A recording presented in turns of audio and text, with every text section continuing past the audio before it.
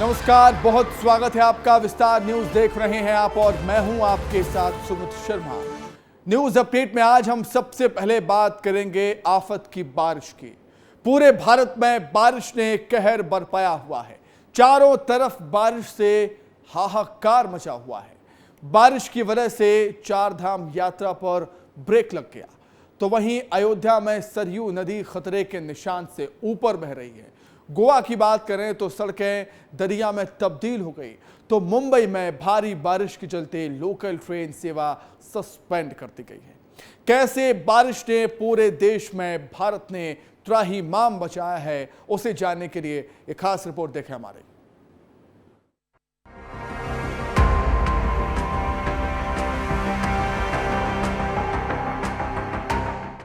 पानी रे पानी ये तेरा कैसा रंग।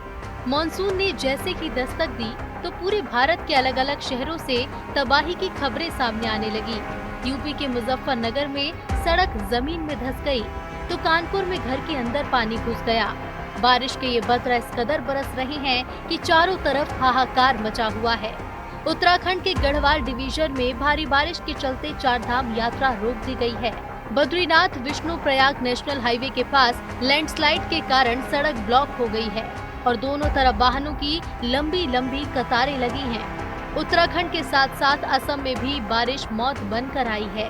असम के 29 जिलों में भारी बारिश की वजह से 23 लाख लोग प्रभावित हुए हैं और अब तक 58 लोगों की मौत भी हो चुकी है। असम के अलावा यूपी, बिहार में हालात ज्यादा ठीक नहीं हैं। भारी बारिश के चलते चारधाम यात्रा पर ब्रेक। असम में 23 लाख लोग बाढ़ से प्रभावित। असम में 58 लोगों की मौत। काजीरंगा नेशनल पार्क में 114 जानवरों की मौत। यूपी में बारिश की वजह से 13 मौत। महाराष्ट्र के ठाणे में 150 लोग नदी में फंसे। मुंबई में लोकल ट्रेन सर्विस सस्पेंड। बारिश ने चारों तरफ कहर बरपाया हुआ है। जानवर हो या इंसान, बारिश हर किसी की जान पर आफत बनकर बरस रही है। अयोध्या में सरयू नदी का जलस्तर खतरनाक हो गया है, तो वहीं गोवा के पणजी में सड़कें पानी से जलमग्न है। चारों तरफ हाहाकार है और सड़कों पर निकलना दुश्वार हो गया है। जान की आफत ये बारिश अभी थमने वाली नहीं है। मौसम विभाग की माने तो अगले 4-5 दिन दिल्ली समेत पूरे उत्तर भारत में बदरा ऐसे ही बरसने वाले हैं। अभी जो मानसून ट्रफ है वो एक्टिव फेज में है, ऑलमोस्ट नियर नॉर्मल पोजीशन है और उसके प्रभाव से अभी क्या है कि नॉर्थ इंडिया में आज के दिन ऑलमोस्ट सारी जगह पे हैवी या वेरी हैवी रेनफॉल रहेगा। अगर हम पंजाब से स्टार्ट करते हैं, पंजाब, हरियाणा, उसके बाद हिमाचल भी आज हैवी रेनफॉल हो सकता है और उत्तराखंड में हमारा अनुमान है कि आज एक्सट्रीमली हैवी मीन 20 सेंटीमीटर से ज़्यादा भी रेनफॉल एक्टिविटी हो सकती है। उत्तर प्रदेश में भी rainfall activity heavy very heavy रहेगा और नॉर्थ ईस्टर्न स्टेट में भी आने वाले 4-5 दिनों में rainfall activity heavy very heavy spell चलता है। पानी के इस रंग ने सभी को डरा दिया है और बस सभी लोग उम्मीद कर रहे हैं कि जल्द से जल्द स्थिति सामान्य हो और लोगों की जिंदगी फिर से पटरी पर लौटे। ब्यूरो रिपोर्ट, विस्तार न्यूज। न्यूज अपडेट में बात होगी सियासी खबरों की। मध्य प्रदेश में जीतू पटवारी को अध्यक्ष बने 6 महीने हो चुके हैं। अब तक कांग्रेस प्रदेश में कार्यकारिणी का गठन नहीं कर पाई है। कांग्रेस कई बार जीतू पटवारी ने कहा कि अगले महीने कार्यकारिणी गठित हो जाएगी, लेकिन कई महीने बीत चुके हैं, अभी तक नहीं हुआ कुछ भी। आखिरकार लोकसभा चुनाव प्रभारी भंवर जितेंद्र सिंह ने ऐलान किया है कि कांग्रेस की अगली कार्यकारिणी 15 दिनों के भीतर घोषित हो जाएगी।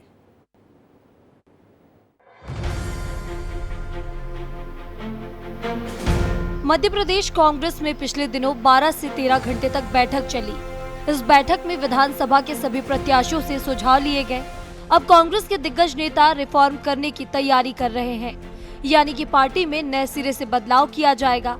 नए सुझाव आइडियाज के आधार पर नई ऊर्जा के साथ मध्य प्रदेश कांग्रेस जनता की आवाज बनेगी। यह दावा भंवर जितेंद्र सिंह का है।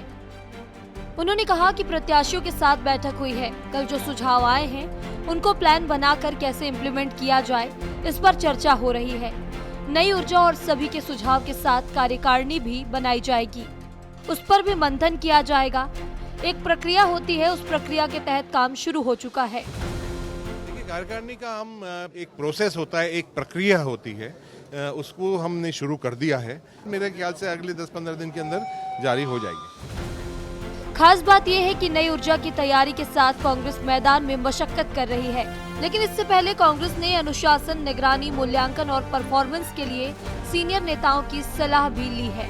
दूसरे दिन की बैठक में ऐसी तस्वीर नजर आई। कांग्रेस के सीनियर नेता राउंड द क्लॉक टेबल में बैठकर कांग्रेस को आगे बढ़ाने का प्लान तैयार करने में जुट गए।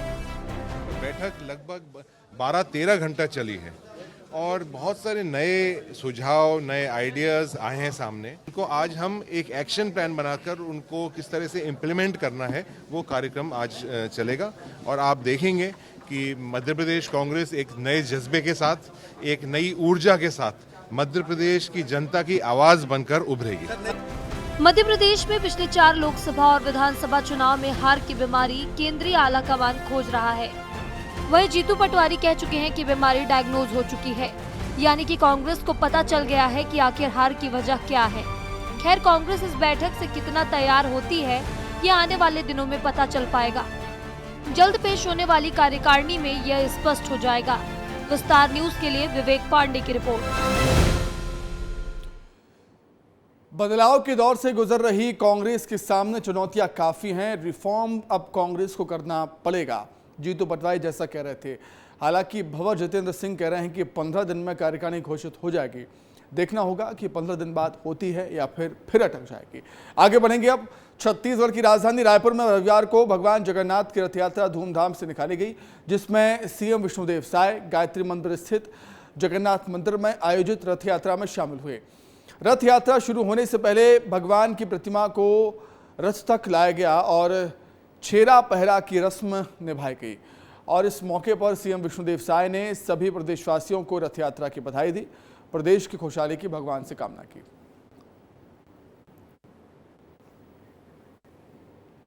आज जगदीश यात्रा है, रथ दूज का दिन है। आज हम लोगों का सौभाग्य है रायपुर जगन्नाथ मंदिर में महाप्रभु जगन्नाथ जी, बलभद्र स्वामी और माता सुभद्रा का विधिवत पूजा अर्चना किए हैं। और ऐसे अवसर में यहाँ भारी उत्साह है। महाप्रभु जगन्नाथ जी से ये प्रार्थना किए हैं कि छत्तीसगढ़ में अच्छी बारिश हो, अच्छा अनाज का पैदावार हो, हमारे किसान सुखी हो, सबका जीवन मंगलमय हो, आनंदमय हो। मुख्यमंत्री विनाथ मंदिर पहुंच चुके हैं और तस्वीर देखिए, अभी वो भगवान की आरती कर रहे हैं और इससे पहले उन्होंने हवन में भी आहुति दी थी। और तस्वीर देखिए आप कि वो भगवान की आरती करते हुए नजर आ रहे हैं। भगवान जगन्नाथ और माता सुभद्रा, इसके सबब जो भगवान बालभद्र हैं उनकी आरती जो है वो की जा रही है। साथ पे रायपुर उत्तर के विधायक और मंदिर समिति के अध्यक्ष पुरेंद्र मिश्रा भी जो है वो भी मौजूद है और तमाम लोग यहाँ पर पूजा पाठ आरती करते हुए नजर आ रहे हैं। और इसके बाद मुख्यमंत्री विष्णुदेव साय रथ के पास जाएंगे और वहां से रथ यात्रा को जो है वो झाड़ू बुहाकर, जो रथ होती झाड़ू बुहाकर उसके बाद में यहाँ से वो रवाना करेंगे। तो देखिए लगातार जो है वो तमाम जगहों पर रथ यात्रा के माध्यम से पूजा अर्चना की जा रही है। मुख्यमंत्री विष्णुदेव साय भी रायपुर के गायत्री नगर में पहुंचे हुए हैं और पूजा पाठ करते हुए नजर आ रहे हैं। कैमरामैन किशोर के साथ रोहित मिश्रा, विस्तार न्यूज रायपुर। वहीं गरियाबंद के देवभोग में भगवान जगन्नाथ लगान वसूलते हैं और इस मंदिर में पुजारी के अलावा भगवान की सेवा के लिए सेवादार की भी नियुक्ति हुई है। 123 साल पुराने इस मंदिर का गहरा नाता है पुरी से। देवभोग के इस ऐतिहासिक मंदिर के और भी रोचक इतिहास माने जाते हैं, कई मान्यताएं। देखिए, गांव में घूम घूम कर झोलियों में अनाज ले रहे ये लोग देवभोग के भगवान जगन्नाथ मंदिर के चाकर और पुजारी हैं। ये भगवान जगन्नाथ के आदेश पर फसल कटाई के बाद इसी तरह गांव में जाकर अनाज को लगान के रूप में वसूलते हैं। हर साल वसूले गए लगान से ही मंदिर का संचालन और भोग लगाया जाता है। दरअसल बीते कई दशकों से रथ यात्रा से पहले लगान वसूली का एक भाग पुरी के जगन्नाथ मंदिर में भोग लगाने के लिए भेजा जाता है और इसी के चलते इस स्थान का नाम देवभोग पड़ गया। मंदिर में सेवादार के रूप में झरा बहाल के यादव परिवार को सालों पहले ये जिम्मेदारी दी गई है, जो पिछली 4 पीढ़ियों से मंदिर में सेवा दे रहे हैं। मेरा ये दायित्व है कि मेरा प्रभु का पूजा करना है। उसका जो भी भक्त आते हैं उनका पूजा करके जो भी चढ़ाते हैं, फिर मेरे प्रसाद देने का है। उसके बाद मेरा यही दायित्व है, जो लगान होता है 84 मौजा के गांव, तो मैं नरिया के साथ जो सेवक हैं उनके साथ मैं घूम के हर गांव घूम के जो भी लगान वसूल होता है उसको लाता हूं, आधा हिस्सा रखता हूं और भोग के लिए जगन्नाथ मंदिर पूरी को भेजता हूँ। इस मंदिर का निर्माण 1854 में शुरू हुआ, जो 1901 में पूरा हुआ। निर्माण होते ही संचालन के लिए भागीदारी भी तय हुई। संचालन के लिए अनाज का हिस्सा देने ग्रामीणों ने शपथ ली। हमारा 4 पीढ़ी से अभी आ गया है, खत्म हो गया है। 4 पीढ़ी से जैसे हमारा भगवान का सेवा करते करते आते जाके वैसे चलते आ रहा है। क्या काम करते हैं, क्या जवाबदारी? हम लोग का जो भगवान जो सौंपे थे हम लोग को, वो पानी उन्हें देने के लिए कर ले, साफ सफाई कर ले सौंपा गया था। और जो रथगंचा में रथ यात्रा, जो रथ भी हमारे घर से बनाते हो, रथ भी बनाते हो? रथ सब बनाते हैं। देवभोग में 123 साल पुराने मंदिर में आज भी ये परंपरा लगातार जारी है, जो संस्कृति, सभ्यता और आस्था को संजोए हुए है। 123 साल पहले आज के दिन ये तय हुआ था कि इस मंदिर को संचालन के लिए भगवान जो है लगान लेंगे। आपने ठीक सुना, ये लगान प्रदेश में देश में एक पहला ऐसा मंदिर है जहाँ जगन्नाथ भगवान जो है लगान लेते हैं। और ये लगान जो है आस्था का प्रतीक होता है। 84 गांव के लोगों ने एक साथ मिलकर अपने सहयोग से इस मंदिर का निर्माण कराया था। 1901 में मंदिर निर्माण जिस दिन पूरा हुआ, उस दिन निर्माणकर्ता गांव के लोगों ने ये तय किया था कि इस मंदिर के संचालन के लिए वो अपने सक्षम जो अनाज है उसका लगान स्वरूप भगवान को भेंट करेंगे। और इसी लगान की वजह से ही कभी देवलोक कहा जाने वाला ये इलाका जो है देवभोग के नाम से जाने लगा, क्योंकि जो लगान मिलता है उस लगान का कुछ हिस्सा यहाँ से पूरी जगन्नाथपुरी को जाता है और वहाँ पे भगवान को भोग लगता है। तो देवलोक जो है देवभोग हुआ। और इसी तरह इस इलाके में जो है यह मंदिर पुरी के जो जगन्नाथ मंदिर है उस मंदिर से संबंध रखने के कारण ये अभी आस्था का केंद्र बना हुआ है। पुरुषोत्तम पात्र, विस्तार न्यूज़, गरियाबंद। तो भगवान जगन्नाथ की रथ यात्रा को पूरे देश में एक उत्सव की तरह मनाया जाता है और ऐसा ही उत्साह हमें छत्तीसगढ़ में भी अलग अलग स्थानों पर देखने को मिल रहा है। आगे बढ़ेंगे। इंदौर में बढ़ते डेंगू के मरीजों को लेकर स्वास्थ्य महकमा अलर्ट है, तो वहीं स्वास्थ्य महकमा अब लार्वा मिटाने के लिए नई पहल करने जा रहा है। अब ड्रोन के जरिए डेंगू को खत्म किया जाएगा। कैसे, क्या पहल है, क्या नवाचार है, क्या प्लानिंग है इंदौर में नगर निगम की डेंगू के लार्वा को खत्म करने की? देखिए रिपोर्ट। इंदौर में डेंगू के मरीजों को लेकर स्वास्थ्य विभाग अलर्ट मोड पर है, तो वहीं स्वास्थ्य विभाग अब लार्वा मिटाने के लिए नई तकनीक का इस्तेमाल करने जा रहा है। इंदौर में अब हाईटेक ड्रोन के जरिए ऐसी जगह पर जाकर लार्वा नाशक दवाई का छिड़काव किया जाएगा जहां कर्मचारी नहीं पहुंच पाते। दरअसल पानी में पनपने वाले मच्छर द्वारा अंडे देने पर पहले लार्वा पनपता है, फिर मच्छर बन जाता है। लार्वा को छोटे छोटे कीड़ों के रूप में पानी में तैरते हुए देखा जा सकता है। एडिस मच्छर की क्षमता 400 मीटर तक उड़ने की होती है। इससे प्रभावित क्षेत्र में सतर्कता जरूरी हो जाती है, क्योंकि ये जानलेवा हो सकता है। ऐसे में इस नवाचार को लेकर डॉक्टर सेतिया ने कहा कि पहली बार ड्रोन से आइडेंटिफाई किया जाएगा कि डेंगू के लार्वा कहां फैल रहे हैं। उन्होंने कहा कि कई बार 4 से 5 मंजिला बिल्डिंग पर पानी की टंकी या टायरों में पानी जमा होने की सूचना नहीं मिल पाती थी, लेकिन इस ड्रोन के माध्यम से इसकी जानकारी मिल पाएगी और ड्रोन के कारण लार्वा को मिटाने में मदद मिलेगी। तो बहुत जल्द हमारे यहाँ अभी नवाचार हुआ है इंदौर के लिए कि फर्स्ट टाइम हमारे ड्रोन से जो है आइडेंटिफाई करेंगे कि कहाँ पर लार्वा, कहीं भी जैसे लार्वा सर्वे करना है तो और है टैंक का, जैसे पानी की कहीं टंकियाँ हैं वहाँ पर पानी के उनके ढक्कन खुले हुए हैं, या पर हो सकता है छत पर पानी जमा हो रहा है, या पर वहाँ पुराने टायर पड़े हुए हैं। तो कम से कम ये है कि हमारा जो सर्वे हो जाएगा, इसमें सर्वे में ये रहेगा कि कम से कम छत पे 4 आकर मंजिला या मल्टी स्टोरीज है, वहाँ पर जाने में काफ़ी परेशानी आती है। तो ड्रोन के द्वारा ये आइडेंटिफाई कर लेंगे कि कौन सा हमारा हाई रिस्क का जोन है। इसके साथ ही इंदौर मध्य प्रदेश का पहला शहर होगा जहां अब हाईटेक तरीके से लोगों के हेल्थ का ध्यान रखा जाएगा। वहीं बरसात के दौरान और उसके बाद भी बड़े शहरों में डेंगू का एक बड़ा खतरा है। नई टेक्नोलॉजी के जरिए मानवता की रक्षा का ये कदम सराहनीय तो है ही, साथ ही स्वास्थ्य कर्मियों के लिए भी ये ड्रोन मददगार साबित होगा। ब्यूरो रिपोर्ट, विस्तार न्यूज। अगली रिपोर्ट जबलपुर से है और इस रिपोर्ट में आज हम आपको मनोज कुमार की कहानी दिखाने जा रहे हैं। अब आप सोचेंगे, कहेंगे कि भाई मनोज कुमार की कहानी को जानना जरूरी क्यों है, तो मैं आपको बता दूं, मनोज कुमार ने वो कर दिखाया है जो फिलहाल तो कोई बड़ी कंपनी भी नहीं कर पाई। मनोज कुमार ने अपनी साधारण सी बाइक को हाइब्रिड बाइक बना दिया। अब ये हाइब्रिड बाइक क्या है कमाल मनोज कुमार का, इस रिपोर्ट में देख लीजिए।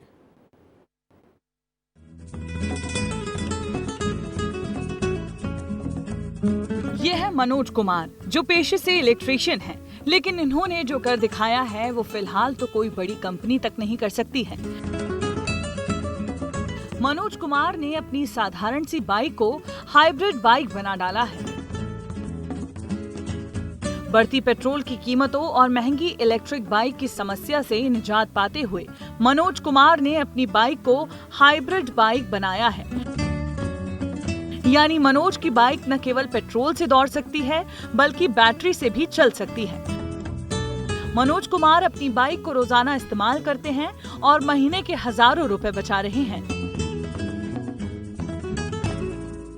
हमारी बाइक की खासियत ये है, ये पेट्रोल से भी चलती है और बैटरी से भी चलती है। आप दोनों मोड पे एक साथ भी चला सकते हैं, कोई दिक्कत नहीं होगी। अगर आप गियर भी लगाइए तो भी गाड़ी चलेगी और अगर गियर नहीं भी लगे तो भी चलेगी। अगर आप बैटरी से ऑपरेट करते हैं तो गाड़ी को न्यूट्रल कर दीजिए और आराम से 3 लोग का लोड लेकर क्या लगाया आपने, कैसे काम होता है? हमने इस पे लगाया है, ये हब मोटर लगी हुई है, ये 2000 वाट की हब मोटर है।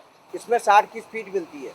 अगर अपन 1500 लगाएंगे तो इसमें 50 की स्पीड मिलती है। हब मोटर मतलब ये जो चक्का है, ये चक्का इसी में मोटर है। हाँ, इसी के अंदर मोटर है। हाँ। इसकी वायरिंग भी गई है। हाँ। इसके नीचे एक तो कंट्रोलर लगा हुआ है हमारी सीट के नीचे। हाँ। जो पूरी इस चक्के को कंट्रोल करता है और बाकी चीजों को आगे बढ़ाता है। कंट्रोलर हो गया। इसके बाद जो इसको थ्रोटल हो गया, इसको थ्रोटल बोलते हैं। ये आप हल्का सा देंगे तो गाड़ी फट चमक देगी। अच्छा, मतलब इसमें एक्सीलेटर नहीं, इसमें ये चलता है। इसको एक्सीलेटर बोल सकते हैं, बैटरी वाली बाइक। Battery accelerator. अगर आप होर वाला करने का काम नहीं है तो हल्का सा पुश करेंगे, गाड़ी भाग देगी।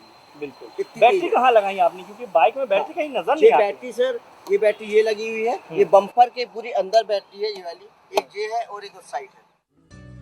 मनोज एक मध्यम वर्गीय परिवार से हैं और एक प्राइवेट कंपनी में जॉब करते हैं। तनख्वाह न बढ़ने और पेट्रोल के लगातार बढ़ते दाम ने उन्हें परेशान कर दिया था और इलेक्ट्रिक बाइक खरीदने की हैसियत नहीं थी। इसीलिए उन्होंने बीच का रास्ता निकाला और अपनी पुरानी बाइक को हाइब्रिड बना डाला। 100 का एवरेज मिलता है, एक बैटरी में 50 का, दूसरी बैटरी में 100 का। और हमने 2 बैटरी इसलिए लगाई है कि बैलेंस बराबर रहे। और अगले इधर पे इसलिए लगाया है कि अगला शॉकअप हमारा इसका लोड झेल ले।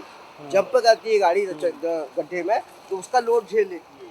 और गाड़ी का सेटअप बहुत ही अच्छा बना है। ऐसा सेटअप आज तक मैंने इंडिया में किसी के पास नहीं देखा। मैंने भी यूट्यूब में बाइकें देखी मगर इतना अच्छा सेटअप किसी के पास नहीं देखा। अच्छा, आपने, मैं देख रहा हूँ यहाँ बकायदा मीटर सब लगाया है। कैसे? ये डिजिटल मीटर है। ये बैटरी का जो वोल्टेज है वो शो करता है।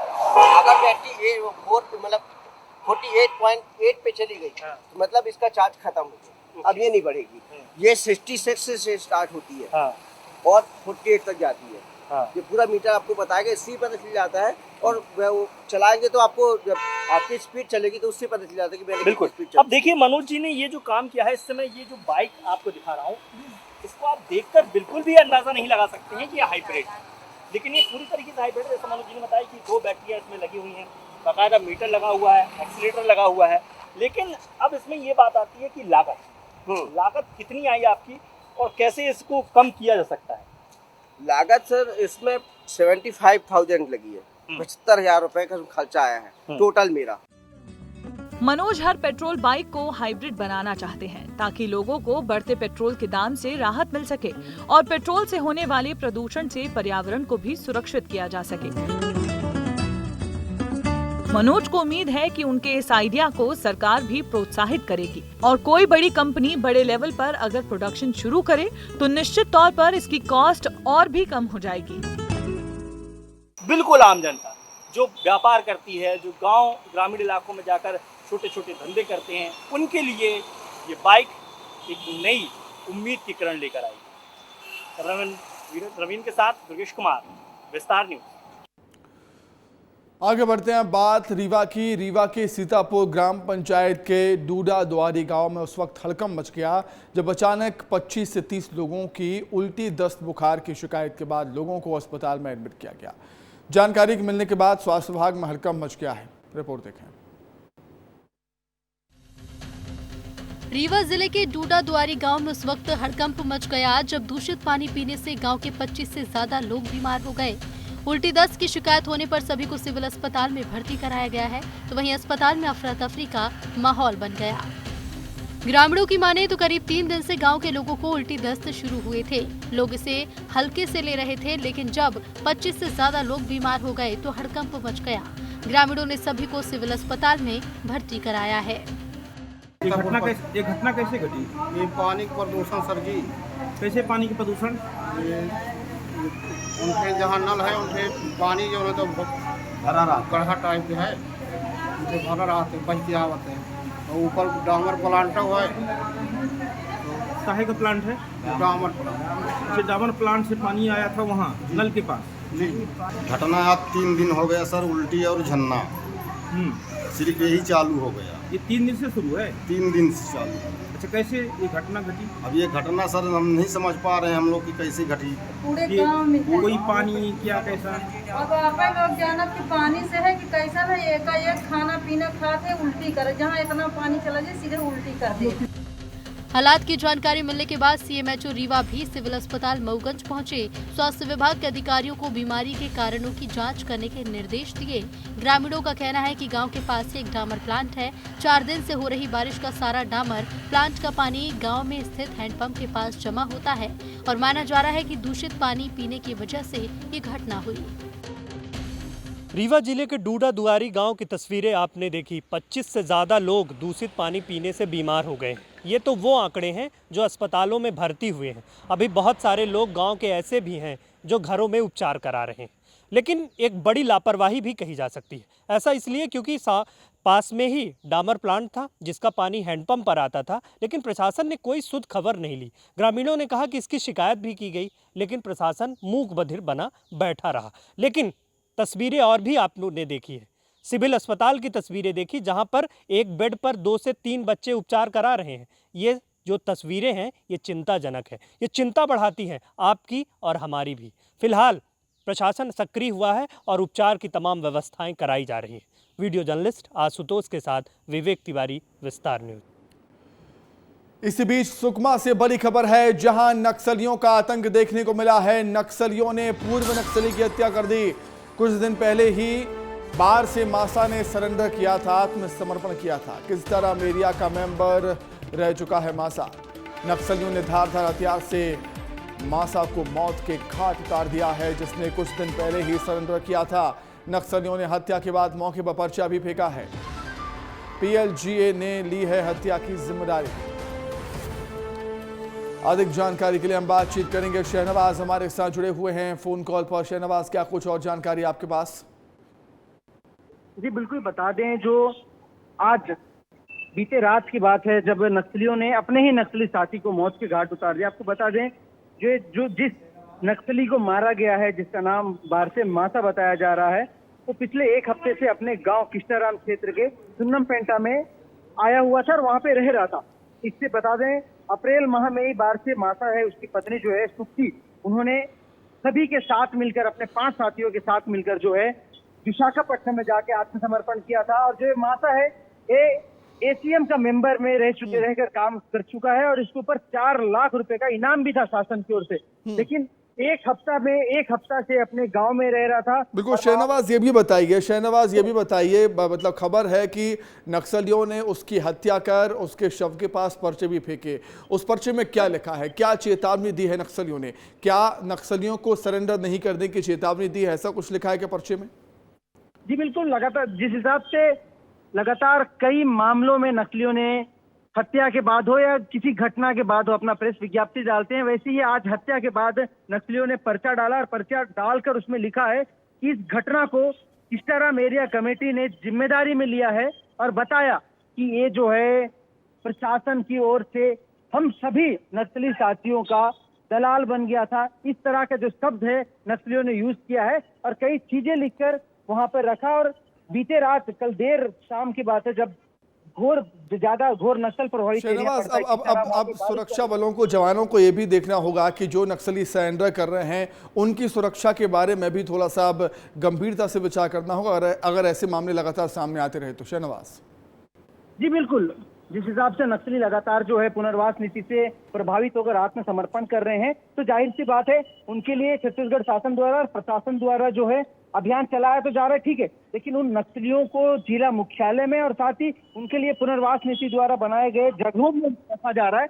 लेकिन जो ये नक्सली हैं बारसे मासाई विशाखापट्टनम, जो आंध्र प्रदेश की विशाखापट्टनम है, वहां पे आत्मसमर्पण किया था। उसके बाद वे खुद अपने गांव पहुंचकर पिछले एक हफ्ता से अपने गांव में रह रहा था और इसी दौरान जो है बीते रात को नक्सलियों ने उनको मौत के घाट उतार दिया है। इससे छत्तीसगढ़ पुलिस विभाग है, पुलिस प्रशासन। ठीक है शहनवाज, बहुत शुक्रिया आपका शहनवाज जुड़ने के लिए। खबर है बलौदाबाजार हिंसा से जुड़ी हुई। बलौदाबाजार हिंसा मामले में एक और गिरफ्तारी हो गई है। आगजनी में शामिल आरोपी ओम प्रकाश बंजारे गिरफ्तार हुआ। भीम आर्मी का पूर्व जिलाध्यक्ष आरोपी ओम प्रकाश बंजारे पर भड़काऊ भाषण देने का आरोप। लगातार बलौदाबाजार हिंसा को लेकर पुलिस गिरफ्तारियां करती हुई एक्शन में लगातार, और इस मामले में एक और गिरफ्तारी हुई है। आगजनी में शामिल आरोपी ओम प्रकाश बंजारे गिरफ्तार हुआ। भीम आर्मी का पूर्व जिला अध्यक्ष है आरोपी ओम प्रकाश बंजारे पर भड़काऊ भाषण देने का आरोप। अधिक जानकारी के लिए बातचीत करेंगे संवाददाता अजय हमारे साथ जुड़े हुए हैं। अजय, पुलिस लगातार गिरफ्तारियां कर रही है, एक और गिरफ्तारी। जी सुमित, मैं बता दूं कि बलौदाबाजार हिंसा मामले में जो है पुलिस को एक और सफलता मिली है। जो आज एक आरोपी को गिरफ्तार किया गया है, ओम प्रकाश बंजारे, जो जांजगीर चांपा का रहने वाला है। ये भीम आर्मी का पूर्व जिला अध्यक्ष बताया जा रहा है। वही इस आरोपी के द्वारा मंच में भड़काऊ एवं उत्साहित करने का प्रदर्शन और एक भड़काऊ बयान के कारण इनको गिरफ्तार किया गया है। वही सीसीटीवी फुटेज, फोटो वीडियो के तहत जो है ये पुलिस जो है कार्रवाई कर रही है। वही बता दूं बलौदाबाजार हिंसा मामले में लगभग 156 जो है वो गिरफ्तार हो चुके हैं जो आरोपी है। वही और भी पतासाजिश की जा रही है और यहाँ बलौदाबाजार जिले के जो पुलिस टीम है लगभग 6 इस आंकड़े को देखकर हम समझ सकते हैं कि 156 आरोपियों को गिरफ्तार पुलिस अभी तक कर चुकी है। सरकार काफी सख्त है इस मसले को लेकर, पुलिस काफी सख्त है इस मसले को लेकर। सरकार की तरफ से पुलिस को सख्ती से आदेश दिए हैं कि जो भी दोषी होगा कोई भी बख्शा ना जाए। जी सुमित, बता दूं कि ये पुलिस जो है अभी पूरी तरह एक्शन पे है और ये जो है अलग अलग 6 टीम जो है वो बना दी गई है। इसमें 6 टीम बनाने के बाद अलग अलग जगह ताबीज दिया जा रहा है। वही ये जांजगीर जिले के जो ओम प्रकाश बंजारे हैं उनको गिरफ्तार किया है आज, और भी ये है कार्रवाई वो निरंतर जारी रहेगा जब तक इस मसले का जो है वो हल ना हो जाए। पुलिस प्रशासन जो है अभी फुल अलर्ट पे है। जी सुमित। ठीक है जय, बहुत धन्यवाद आपका जुड़ने के लिए, तमाम बातचीत जानकारी के लिए बहुत शुक्रिया। अब आगे बढ़ते हैं खबर जांजगीर चांपा से, जहां के जिला अस्पताल में मरीज बेड और ऑक्सीजन की कमी से परेशान हो गए हैं, बेहाल हैं। सरकारी अस्पताल के हालात इतने खराब हैं कि लोग प्राइवेट अस्पताल में इलाज करवाने के लिए मजबूर हैं, लेकिन कोई ऐसा नहीं है जो उनकी सुध ले सके। देखिए रिपोर्ट। न बेड है न ऑक्सीजन, यह हकीकत है जांजगीर के जिला अस्पताल की। दूर दूर से लोग इस आस में आते हैं कि उनका इलाज होगा, वो यहाँ से तंदुरुस्त होकर जाएंगे, लेकिन ये जिला अस्पताल खुद बीमार है। ये जिला अस्पताल यूं तो 100 बेड का है, लेकिन मरीजों की तादाद की वजह से यहाँ पर ओवरलोड की स्थिति है, यानी संसाधन सीमित हैं, लेकिन मरीजों की तादाद इतनी ज्यादा है कि उनको यहाँ पर इलाज ही नहीं मिल पा रहा है। कहने को तो यहाँ पर डायलिसिस की सुविधा है, लेकिन इसके लिए जरूरी ऑक्सीजन ही उपलब्ध नहीं है। अस्पताल में ऑक्सीजन की कमी की वजह से मरीज और उनके परिजन परेशान हो रहे हैं। हम लोग ना किडनी वाले पेशेंट हैं, और हमारे उसके पिताजी के में ना ब्लड की कमी रहती है, उसको सांस की प्रॉब्लम होती है, तो हम लोग डॉक्टर के पास यहाँ जांजगीर अस्पताल पे लेकर आए हैं। कि उनको सांस के लगे करके, तो वहाँ पर आके देखें तो डॉक्टर लोगों को बताएं तो बोल रहे हैं कि यहाँ पे बेड खाली नहीं है करके बोल रहे हैं और ऑक्सीजन भी खाली नहीं है करके बोल रहे हैं, इसलिए उनको अभी इलाज नहीं कर सकते करके बोल रहे हैं। तो उसके लिए फिर जाने के लिए बोल दिए या फिर दूसरे हॉस्पिटल जाने के लिए बोल दिए। संसाधनों की कमी का रोना रोकर यहाँ के डॉक्टर्स भी मरीजों को साफ प्राइवेट अस्पताल में जाने का बोल दे रहे हैं। स्थिति का अंदाजा आप इससे लगा सकते हैं कि जिला अस्पताल के डॉक्टर ऑन रिकॉर्ड कह रहे हैं कि पूरी स्थिति आला अफसरों को बताई हुई है, पर नतीजा अब तक सिफर ही रहा है। ऐसे उनके साथ में उनके बाद आए हैं जिनको ऑक्सीजन की ज़रूरत थी, लेकिन अभी ऑक्सीजन बेड अवेलेबल नहीं है, उनको भी ये ऑक्सीजन प्रोवाइड नहीं कर पाया, तो उनकी भी समस्या समाधान नहीं हो पाया है। तो ये और यही समस्या पिछले 6 महीने से 1 साल तक जिला अस्पताल में है। हमने उच्च अधिकारियों को बार बार अवगत कराया कि यहाँ पे बेड अवेलेबल नहीं होता, मरीज की संख्या बहुत बढ़ रही है, स्टाफ की संख्या बढ़ाई जाना चाहिए, लेकिन कुछ भी सुविधा नहीं है। 100 बेड का अस्पताल है, उसमें 170 करीब बेड लगा हुआ है, 150 मरीज हैं। ऐसी स्थिति है, ओवरलोड की स्थिति है, लेकिन अभी तक कोई समाधान नहीं निकला है। बारिश के मौसम में अचानक मरीजों की तादाद भी बढ़ गई है। नतीजा ये है कि अस्पताल पर और भार बढ़ गया है। बुनियादी चीजों के अभाव में आम लोगों को खासी दिक्कतों का सामना करना पड़ रहा है। सबसे हैरानी की बात यह है कि पूरी स्थिति से वाकिफ होने के बाद भी जिम्मेदारों के कानों पर जू तक नहीं रेंग रही। जांजगीर से विस्तार न्यूज के लिए प्रकाश साहू की रिपोर्ट। अब बात होगी ग्वालियर की, जहां एक बार फिर जमीन विवाद को लेकर गोलियां चल गई हैं। दिन दहाड़े चली इन गोलियों से ग्वालियर में दहशत का माहौल है। घायल अस्पताल में एडमिट है। आखिर क्या है पूरा मामला, देखिए।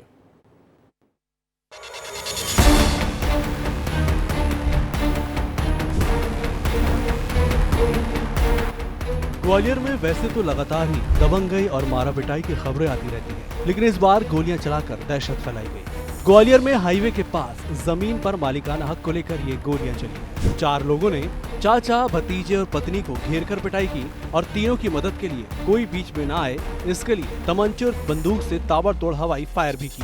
मारपीट के दौरान घायल हुए चाचा को इलाज के लिए अस्पताल में भर्ती कराया गया है। वहीं पुलिस ने 4 लोगों के खिलाफ मामला दर्ज कर 2 आरोपियों को गिरफ्तार कर लिया है। दरअसल ग्वालियर देहात मोहना थाना क्षेत्र के खांदी गांव में रहने वाले हरि सिंह बघेल की हाईवे पर होटल के पास जमीन है, जिसे निगम तोमर अपनी बताता है। हरि सिंह बघेल अपने चाचा लक्ष्मण सिंह बघेल के साथ वहां जमीन पर गए हुए थे। इसी दौरान ये विवाद हुआ। आसपास के लोग बीच बचाव के लिए आए तो निगम और उसके साथियों ने तमंचे और बंदूक तानकर गोलियां चला दी। फिलहाल पुलिस ने 4 आरोपियों के खिलाफ मामला दर्ज कर फरार 2 आरोपियों की तलाश शुरू कर दी है। उस जमीन पे आकर 4 लोगों ने वहाँ पे अपना बोर्ड लगा दिया और झगड़ा करने लगे। उनके द्वारा मना करने पर गाली गलौज करी, जान से मारने की धमकी दी और मारपीट करने लगे। तो उनके परिवार वाले बचाने आए तो उनकी पत्नी, उनके चाचा, उनके बेटा, 3 लोगों को उनको भी चोटें आई। उनकी रिपोर्ट पर से, हरि सिंह बघेल की रिपोर्ट पर से 4 लोगों के विरुद्ध BNS जो नया कानून है उसके तहत मारपीट और जान से मारने की धमकी और हवाई फायर का अपराध पंजीबद्ध किया गया है। इस मामले पर पुलिस ने कार्रवाई तो कर ली है और बाकी आरोपियों की तलाश भी की जा रही है, लेकिन बार बार ग्वालियर में इस तरह दबंगई की घटनाओं ने भी लोगों को दहशत में डाल दिया। आए दिन ग्वालियर में इस तरह की वारदातें सामने आती हैं, लेकिन पुलिस किसी भी प्रकार का कड़ा एक्शन नहीं ले पा रही है। ग्वालियर से विस्तार न्यूज के लिए अनिल गौर की रिपोर्ट। मध्य प्रदेश की सियासत से जुड़ी बड़ी खबर है। मध्य प्रदेश में कल होगा मंत्रिमंडल का विस्तार। रामनिवास रावत कल ले सकते हैं मंत्री पद की शपथ। श्योपुर से भोपाल के लिए रवाना हुए हैं रामनिवास रावत। चुनाव के दौरान कांग्रेस छोड़कर बीजेपी में शामिल हुए थे। इस वक्त की बड़ी खबर आपको बता रहे हैं। मध्य प्रदेश में कल मंत्रिमंडल का विस्तार हो सकता है और रामनिवास रावत कल मंत्री पद की शपथ लेंगे। श्योपुर से भोपाल के लिए रवाना हुए हैं रामनिवास रावत। चुनाव के दौरान कांग्रेस छोड़कर इन्होंने बीजेपी ज्वाइन की थी। रामनिवास रावत का मंत्री पद की शपथ लेना लगभग तय माना जा रहा है। अधिक जानकारी के लिए हम बातचीत करेंगे। हेम कुमार हमारे सहयोगी जुड़ गए हमारे साथ। हेम कुमार, बड़ा अपडेट है कि श्योपुर से भोपाल के लिए रवाना हो गए हैं रामनिवास रावत, मतलब शपथ लेना लगभग तय कल। बिल्कुल सुमित, आपको बताना चाहूंगा कि आज से ही रामनिवास रावत की श्रीमद् भागवत कथा का आयोजन चल रहा था और 20 कथा में से भोपाल के लिए रामनिवास रावत है वो रवाना हो गए हैं। आपको बता दूं कि पुलिस आगे पीछे पुलिस का जो फोर्स था वो लगा हुआ था, काफिले में पुलिस गाड़ियां थी और पुलिस की गाड़ियों के साथ बीच में रामनिवास रावत की गाड़ी थी और वो भोपाल के लिए बीजापुर से रवाना हो गए। कल मंत्रिमंडल में ले सकते हैं रामनिवास रावत शपथ। जी सुमित। बिल्कुल, हेम कुमार एक बड़े नेता हैं रामनिवास रावत। जब कांग्रेस में थे तब भी दिग्गज नेता थे, अब बीजेपी ज्वाइन किया है। जाहिर सी बात है जब बीजेपी में आए होंगे तो मंत्री पद की कहीं ना कहीं डिमांड उन्होंने की होगी, या जाहिर सी बात है जब बीजेपी ज्वाइन कर रहे होंगे वो तो उनको बीजेपी मंत्री पद यहाँ पर दे रही है, क्योंकि एक दिग्गज नेता है, बड़े नेता है, बड़ा जनाधार है रामनिवास रावत का। बिल्कुल सुमित, आपको बताना चाहूंगा कि कांग्रेस में भी थे तब भी उनके पास एक बड़ा पद था, मध्य प्रदेश की कांग्रेस के कार्यकारी अध्यक्ष थे, लेकिन कांग्रेस को छोड़कर वो भारतीय जनता पार्टी में शामिल हुए। कहीं ना कहीं जाहिर सी बात है कि उनकी डिमांड होगी मंत्री की, लेकिन कल स्पष्ट हो जाएगा कि उनको कौन सा विभाग मिलता है और भोपाल के लिए बीजापुर से रवाना हो गए हैं। जी ठीक है, और इसी खबर पर अधिक जानकारी के लिए हमारे ब्यूरो हेड श्याम सिंह तोमर हमारे साथ जुड़ गए हैं। श्याम, रामनिवास रावत का शपथ लेना लगभग तय माना जा रहा है, लेकिन क्या और भी नाम हो सकते हैं इनके अलावा? देखिए, रामनिवास रावत का नाम तो बिल्कुल कंफर्म ही है और जो लगातार उनसे संपर्क करने की कोशिश की गई तो उन्होंने कहा कि मैं पूजा में बैठा हूं और पूजा से निकल के भोपाल के लिए ही रवाना हो रहा हूं। और उन्होंने इंडिकेशन भी दिया कि जो है मंत्रिमंडल का जो विस्तार होना है उसमें उनको जगह मिलनी है। सुमित, आपको इसके लिए थोड़ा सा पीछे जाना होगा। जब वो रामनिवास रावत आ रहे थे तो बड़ी कश्मकश की स्थिति थी और उनसे बार बार ऐसा लग रहा था कि कुछ अंदर खाने चल रहा है। तो अंदर खाने यही चल रहा था क्योंकि वो क्षेत्र बहुत महत्वपूर्ण है भाजपा के लिए। तो ये तय था कि रामनिवास रावत जब आएंगे भाजपा में तो उनको क्या मिलेगा। भाई विधायक तो वो हैं ही, विधायक के रूप में ही क्यों आना चाहेंगे भाजपा में। तो ऐसे में उनके लिए तय किया गया था कि जब भी मंत्रिमंडल विस्तार होगा तो उसमें उनको जगह दी जाएगी और अच्छा प्रोफाइल मिलेगा, अच्छा विभाग मिलेगा। तो ये तय है, उनको अच्छा विभाग मिलना, अच्छा प्रोफाइल मिलना है और वो शपथ ले रहे हैं। समझ निश्चित तौर पर जब कांग्रेस से बीजेपी में श्याम वो आए तो ऐसे ही कयास लगाए जा रहे थे कि अब जब अगला मंत्रिमंडल विस्तार होगा तो इनके नाम पर भी विचार बीजेपी पार्टी को करना होगा, और वैसा ही कुछ होता हुआ नजर भी आ रहा है श्याम। बिल्कुल सुमित, जो है वैसा ही कुछ होता हुआ नजर आ रहा है। दूसरा, आपने जो ये जानना चाहा कि कुछ और नामों पर भी कयास चल रहे हैं, तो बिल्कुल चल रहे हैं। हालांकि निर्मला सप्रे को लेकर जो है कंफर्म नहीं है ना, उनसे जब हमने पार्टी सूत्रों से जानना चाहा ना तो सप्रे ने ये इच्छा जाहिर की थी कि आप मुझे इस शर्त पर लीजिए, और ना जो है पार्टी ने उनसे कोई वादा किया है। तो उनका नाम चल जरूर रहा है लेकिन ऐसा कोई दावा या वादा दोनों पक्षों की ओर से नहीं है। अचानक से देर शाम एक नाम गोपाल भार्गव का भी चलने लगा। तो गोपाल भार्गव से भी जब कंफर्म करने की कोशिश की गई तो उन्होंने कहा नहीं, अभी मेरे पास कोई फोन नहीं आया है और मैं अभी अपने क्षेत्र में ही हूँ। ये दो नाम चले। एक और नाम था अमरवाड़ा से जो प्रत्याशी हैं कमलेश शाह, उनका नाम भी आज दिन भर चलता रहा, लेकिन उस पर भी अभी कंफर्मेशन जैसी कोई स्थिति नहीं है। ये तीन नाम और भी चल रहे हैं, लेकिन रामनिवास रावत का नाम लगभग कंफर्म। बिल्कुल, रामनिवास रावत का नाम लगभग कंफर्म है। वो श्योपुर से भोपाल के लिए निकल भी चुके हैं। कल मंत्रिमंडल का जब विस्तार होगा तो हमें शपथ लेते हुए रामनिवास रावत नजर आएंगे। बहुत धन्यवाद आपका श्याम, जुड़ने के लिए, तमाम बातचीत के लिए। आगे बढ़ेंगे। विंध्य में एड्स बीमारियों रोगियों की संख्या तेजी से बढ़ रही है। सबसे ज्यादा विंध्य में सतना जिले में HIV संक्रमित रोगियों की संख्या बढ़ी है। रीवा संभाग के ग्रामीण अंचल के ज्यादातर युवा मुंबई, सूरत, गुजरात समेत बड़े बड़े शहरों में काम के लिए जाते हैं। एड्स के ज्यादातर मरीज ऐसे ही परिवार में मिले।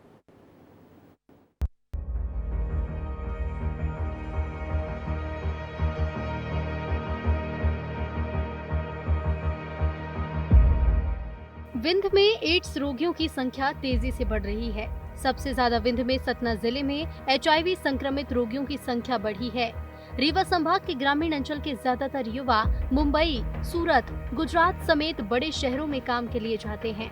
एड्स के ज्यादातर मरीज ऐसे ही परिवार में मिले हैं। सतना में तो HIV पीड़ितों में भयानक उछाल आया है। यहाँ एक साल में 98% मरीज बढ़ गए। ये खुलासा राज्य एड्स नियंत्रण समिति भोपाल को जिलों से भेजे गए आंकड़ों से हुआ।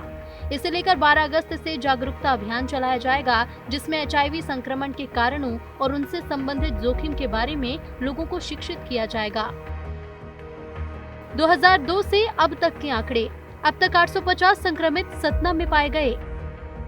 बीते एक साल में 127 संक्रमित सतना में मिले। 2024 में जनवरी से जुलाई तक 50 संक्रमित मिले। 450 मरीजों का अब भी इलाज जारी। राष्ट्रीय एड्स कंट्रोल प्रोग्राम के अंतर्गत सतना के अंदर HIV की रोकथाम के लिए बहुत सारी एक्टिविटी चल रही है।